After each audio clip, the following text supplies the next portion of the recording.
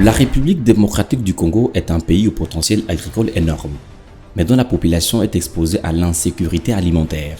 Ministre provincial honoraire en charge de l'agriculture dans le Kasaï central, Thierry Moulumba Pandangila a vite identifié les causes de la faible productivité agricole en République démocratique du Congo et a lancé un vaste programme de modernisation des systèmes de production agricole. La participation des agronomes expérimentés de la société espagnole Agroguenia, aux côtés des techniciens de la société congolaise Skywood, a permis à l'acteur de développement Thierry Moulumba d'élaborer un nouveau plan moderne de fertilisation agricole dans le respect des normes environnementales, lesquels plans de fertilisation multiplient par 10 la production agricole locale, notamment pour la culture du maïs. Grâce à ces nouveaux plans de fertilisation modernes et durables, l'acteur de développement Thierry Moulumba a réussi à augmenter la production des exploitations agricoles expérimentales sur une superficie de plus de 100 hectares dans les territoires d'Endemba. Et il a aussi pu apporter une assistance à plus de 2000 ménages agricoles regroupés dans l'ONG qui l'accompagne, les CEDED, Centre d'aide et d'appui aux initiatives de développement.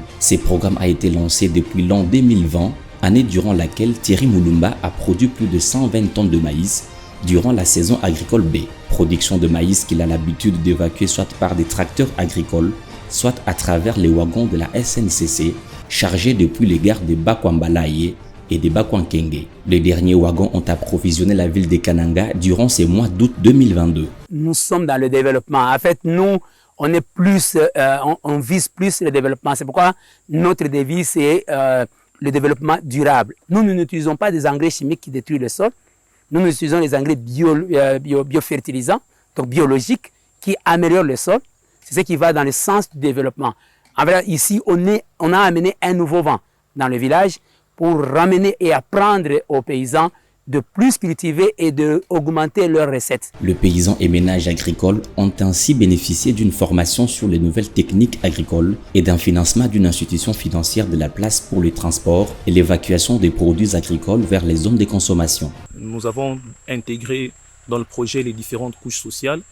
Nous avons pas non seulement l'appui des autorités coutumières d'une part, mais aussi l'accompagnement des populations qui d'ailleurs du reste trouvent dans ce projet une main d'œuvre et avec eux, nous ne essayons pas seulement de payer des services, mais nous leur permettons aussi d'apprendre et nous faisons ce qu'on appelle le transfert non seulement des connaissances, mais aussi des technologies. La phase expérimentale ayant été un succès, le programme bénéficie déjà de l'offre de 2 banques de la place, prêtes à financer tous les exploitants agricoles pris en compte dans ce programme de modernisation des systèmes de production agricole. Notre apport, ça sera plus du côté financier que technique. Donc nous sommes là, on s'est fait une idée sur les conditions de vie dans les milieux. Celui que la population locale appelle affectueusement Pandangila ne s'est pas arrêté là, mais il a créé un modèle économique de développement dénommé les MIDI, modèle innovant de développement durable et intégral qui a été apprécié par des experts à l'international. Ceci lui a valu une offre de collaboration de l'université allemande de Trèves pour la mise en œuvre du modèle MIDI en République démocratique du Congo, grâce à un projet pilote qui sera exécuté dans la province du Kasaï central dès ce mois de novembre 2022 dans sa première phase. Ces modèles seront ensuite répliqués dans d'autres provinces de la RDC en seconde phase. Les modèles MIDI se basent sur l'exploitation des ressources locales disponibles réalisées dans le cadre d'une économie circulaire afin de permettre un développement rapide et durable du monde rural.